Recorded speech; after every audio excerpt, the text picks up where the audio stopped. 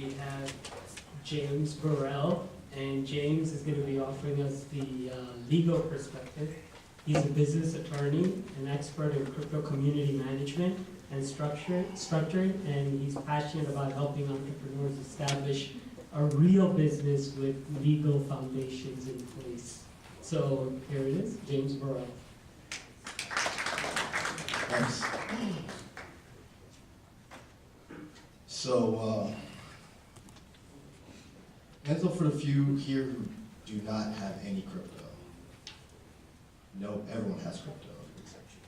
Okay, I will give you some crypto before we leave here, so just don't get excited. It won't be a lot, but it'll be something, just so you have it. It's unfortunate that there's any, and you yourself as well. Okay, you too. Anybody else? More hands are coming up all of a sudden. Oh. Anyway, all right. I will keep my promise, provided that all of you download an app called CoinOme.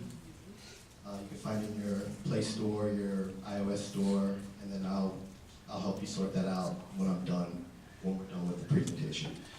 So just to give you guys a little bit of background about myself, I haven't always been an attorney. I was, as a young kid, I used to program, and I'm dating myself, but I used to program in BASIC, in Pascal, when I was in middle school and in high school. And you know, as I started to get into my formative years, and my mom was a computer scientist at the time, and she expected me to go to college and become a computer scientist as well. But I thought I was the cool kid. I was a wrestler, I was an athlete, and so I said, you know what, I'm going to go into finance or something else. So that's how I got into finance. And then I traded stocks for a while until the tragedies of September 11th, and I decided to attend law school afterwards. So fast forward to today, I've been practicing law basically since 2005. I've been practicing law for myself since 2012, and my primary practice is helping with small businesses, startups, do some fundraising, financing, formation, etc. Issues that are typically associated with the startup community, tech firms, etc.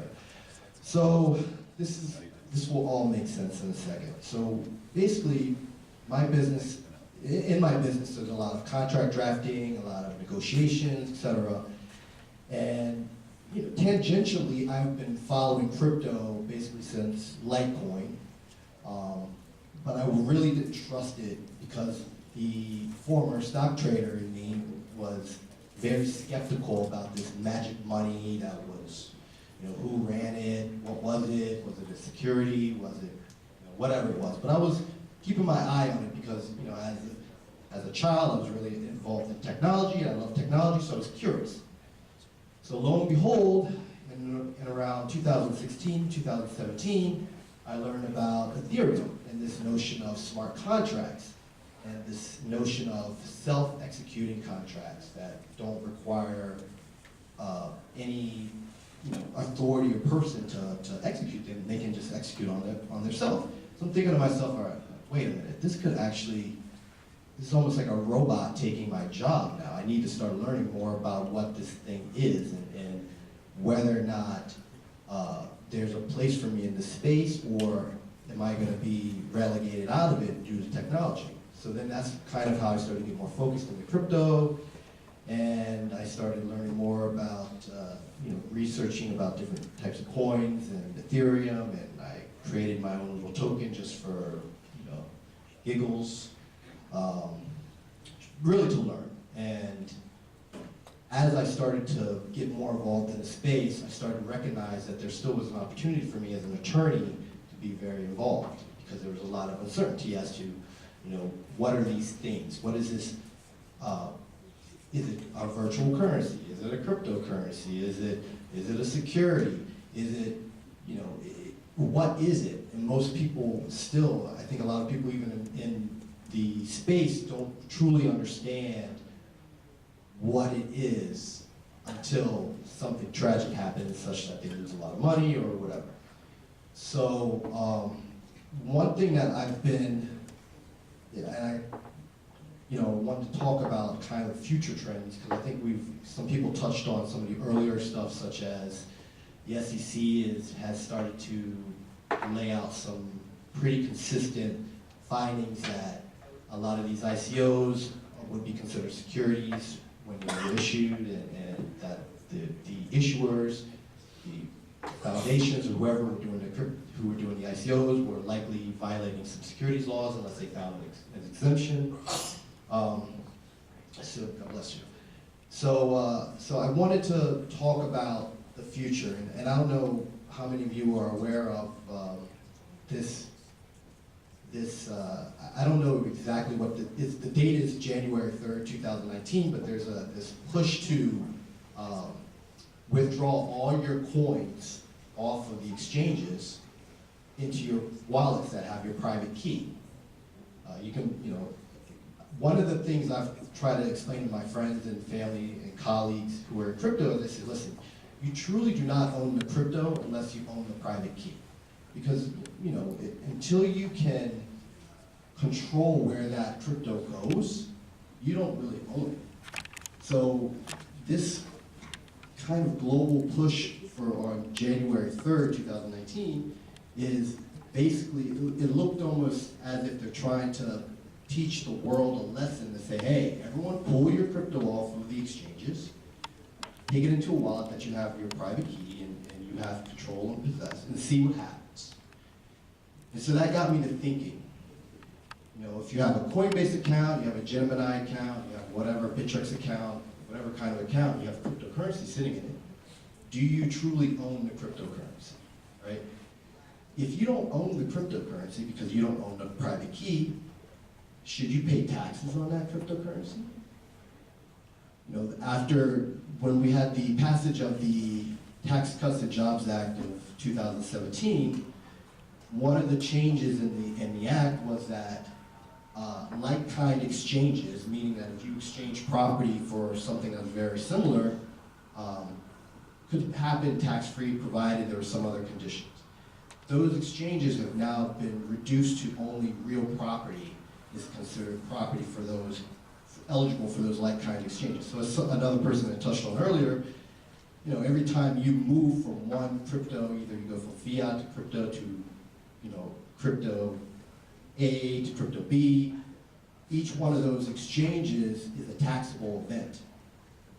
So then I was thinking to myself, well, I'm doing all this trading, and now I got to keep track of every time I move from Litecoin into Vertcoin, into Dogecoin, into EOS, into etc. But I never take that coin off the exchange. Am I responsible for all those taxable events? Do I truly own a coin? Because if the exchange just goes belly up one day, I don't have access to those coins. My only claim to them would be whatever in the terms and services that I have when I open my account with those exchanges, but I don't actually possess those coins. I don't have the property. Like the gentleman before, two gentlemen before me said, this is all data. So as long as I have my private key, it doesn't matter. The crypto's not on my cell phone. I mean, I have a hot wallet on my phone. I have paper wallets. I have a paper wallet in my briefcase. The crypto's not there. It's on the ledger. It's on whatever blockchain, whatever platform that the crypto is residing on. So again, I want to get back to this notion of, hey, and I think this is something that's relevant to people who do own crypto, who participate on these exchanges, say, wait, I've done all this trading all year, but I don't really own this crypto, so should I be paying taxes on this, or should Coinbase or Bittrex or someone else be responsible for this? So that's just an issue I kind of wanted to put out there. I'm going to do some more research about it. I'm kind of curious to see what happens on January 3rd with regards to the price of the crypto and such, but I just wanted to kind of put it out there as something to think about. Another thing I think that we should pay more attention to as people who are involved in the crypto space is truly learning more about the actual cryptocurrency that you're getting involved in, be it do as much due diligence as possible. I feel that's one of the main areas where a lot of people who get involved in crypto kind of fall short. And I think this goes from this notion in the past that we rely on experts, we rely on attorneys, we rely on bankers, we rely on insurance agents or whoever to provide certain types of services for us.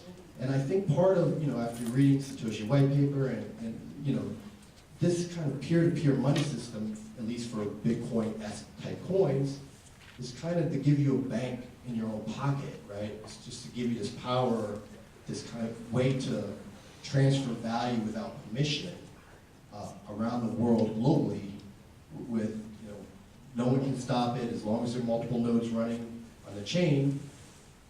And so to use that whatever phrase, I guess, with great power comes great responsibility. I guess you guys knew that was probably coming.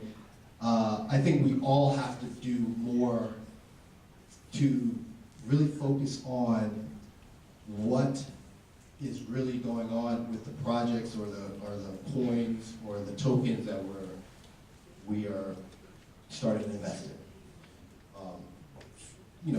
I heard a gentleman earlier ask a question about the possibility of class actions with regards to people who are might have taken some losses in some various ICOs, either domestic investors or foreign investors. And I do think I could refer some plaintiffs' class action law firms to you after the break or something, if you would like. I do think there are causes of action in those cases based on some of the authorities that have come down from the SEC recently. However, there was a case recently, maybe like 2 weeks ago, where the SEC actually lost in the California Southern District when they went after, I want to say it was BLV. I'm trying to remember that's the symbol. I think it's Blockfest maybe. I'm not sure if anyone else here is familiar with the case. But in a nutshell, the SEC was trying to get a permanent injunction against this ICO group that was issued a token. The SEC's argument was that, look, this thing is clearly security, et cetera. It fails the Howey test, which is this test that lawyers and it's basically the standard of what defines security. I won't belabor you with all that.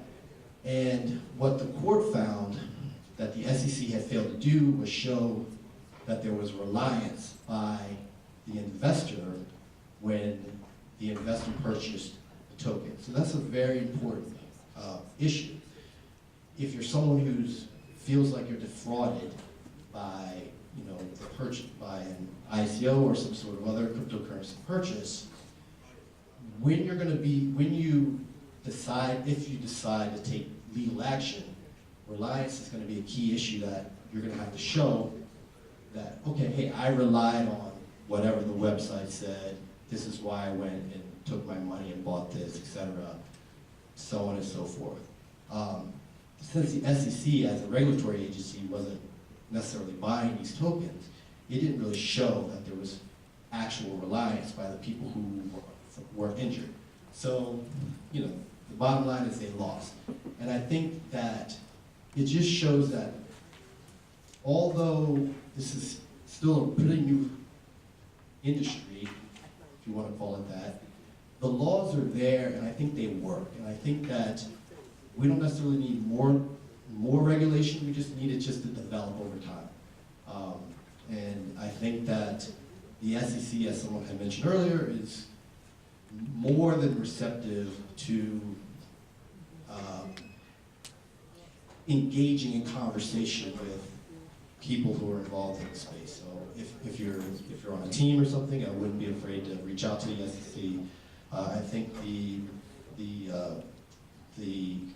group that a young woman over here mentioned earlier, who was trying to do a stable coin, and after their communications with the SEC, they decided against it.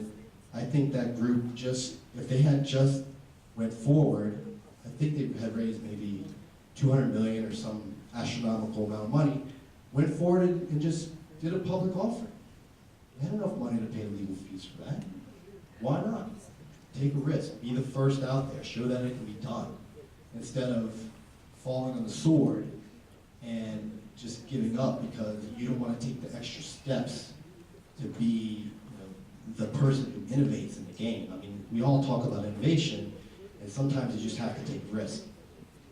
So I was very disappointed that that team decided not to go forward because I thought it had the resources to go forward, but it is what it is. So really, in sum, I just kind of wanted to let you know that there are, if you've been injured in this space, there are attorneys who are willing to take you up and represent you and go forward.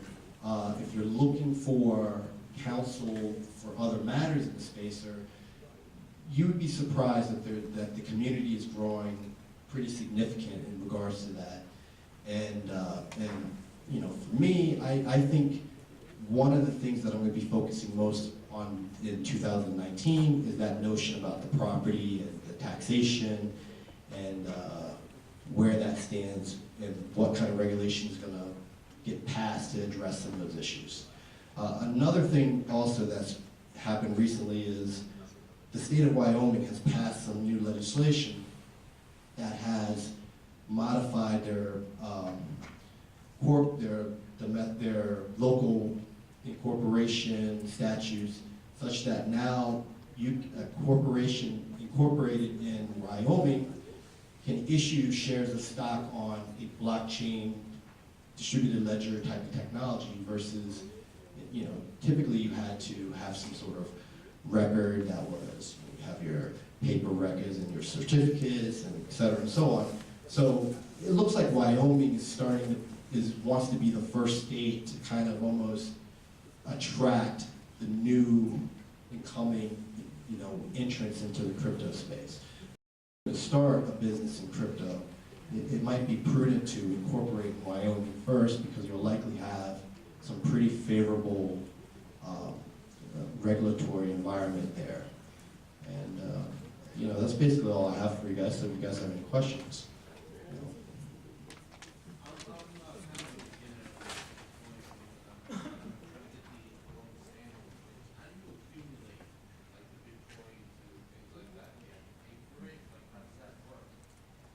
Well, so to repeat his question, he says he's new in the space and he's trying to figure out how to accumulate Bitcoin or let's say any type of cryptocurrency.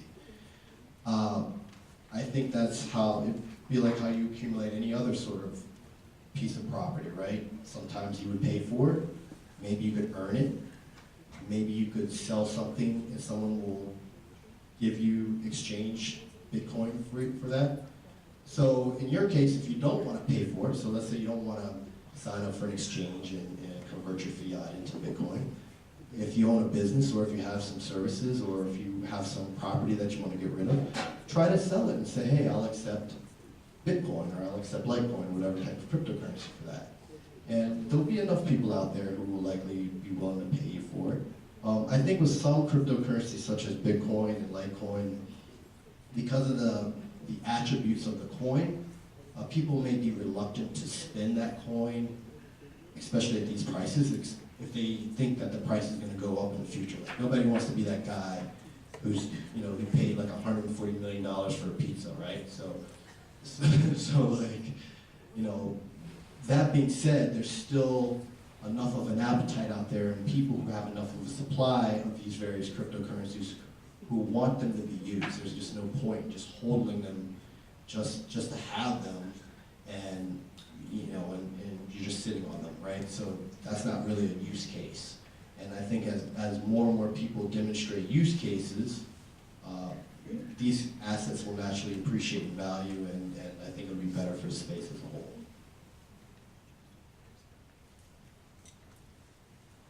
Any other questions? A lawyer up here, you can ask a question. Free legal advice, right? No, not free legal advice. But I'm willing to answer questions. All right. What is about custody for tokens, for like security tokens? Is it like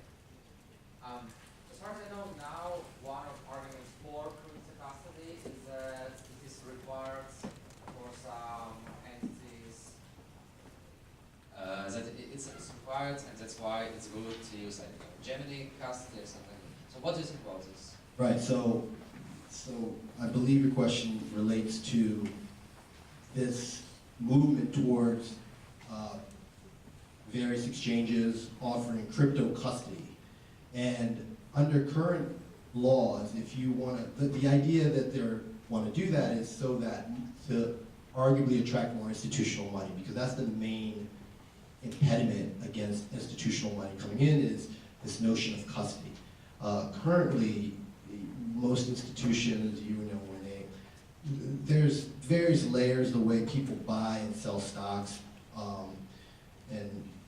and I think that's one of the things that crypto is trying to solve is to reduce all this friction, all these middlemen who are inside that. That being said, because the laws are still in place, it's almost as if they're working backwards and saying, okay, well, let's create a custody product so that our institutional participants can get involved, and then maybe we can wean them off that as the need starts to dissipate. I kind of disagree with the whole custody issue because, as I mentioned earlier, I'm a firm believer that you don't own the crypto unless you own the private key. So I think to myself, why am I going to let someone else have the private key? They technically own my crypto. And if someone comes in, they steal it, they have a rogue employee, sure, I could go to court, and litigate it, and so on and so forth, but the crypto's gone. You know, as long as I have the private key, I have responsibility, I have control over that. I've memorized my 24-word mnemonic so that, you know, unless I have Alzheimer's, which would be a much bigger issue, then whether or not I have my crypto, I'm going to be okay. So yeah, I think the reason why this the custody thing is coming up with BACT and some other exchanges is really to pull the institutional money in, because I think that the players that be in the crypto space really want to see more bids in the market and not just guys like you and myself and others here buying the coins. I have a question about the taxation, right? You mentioned that when you exchange one coin to other coin, keep doing trading. How does, right now it's based on if you're buying stocks, right? You don't pay tax on it unless you have some capital gains. Well, so you got to think about capital gains are related to capital assets. So a cryptocurrency, there's in the tax code, I think the provision is section 1223, defines what a capital asset is. And really, in this definition, it basically defines what isn't a capital asset. It said stocks and some other things and so on and so forth. So everything else is a capital asset. And I believe that cryptocurrencies would be considered a capital asset. And I think there's enough legal authority out there that supports that position. So when you exchange a capital asset, that's technically a realization event. So when you move from, whatever, Bitcoin into cash or Bitcoin into Litecoin, you've gotten rid of your capital asset and you've replaced it with something else. That's a taxable event. If it's a loss, it's a capital loss. If it's a gain, it's a capital gain. If it's within 12 months, it's a short-term capital gain. If it's longer than 12 months, it's a long-term capital gain. If it's from an individual standpoint, the maximum deduction you can get for capital losses is $5,000. If it's on behalf of a corporation, you have a much larger deduction amount. So these are just little things that you can think about. If you have a corporation, and in your corporation, you're buying and selling cryptocurrencies, you take a capital loss, you have available to you a larger deduction than if you're just a person, for your individual self, losing money in crypto, you have a cap on your capital losses. So the point I was bringing up, though, when I had mentioned that earlier, is that now that the law has changed with the Tax Cuts and Jobs Act of 2017, that each time you move from one capital asset to some other capital asset, other than like-kind real estate, real property, that's a taxable event. Prior to that, you could have moved from Litecoin to Bitcoin to Ethereum because you can make the argument that they are like-kind assets. They're like-kind property. Now, you're really stuck with just only real properties. You can go from one rental building to another rental building. It doesn't have to be in the same neighborhood or even the same state. But, you know, that's where the difference is. Yeah, but rentals are equivalent to this some dollar amount, right? So you know how much you either lost or gained, right? But in crypto, you don't know how much it is, right? Well, I think that's an important point, right? So what's the fair market value of crypto at the time? Is it what it says on Coinbase? Is it what it says on Bittrex? Is it what it says on Binance? Is it what it says on, BitMEX? Is what the CBO features trade? That's an issue, right?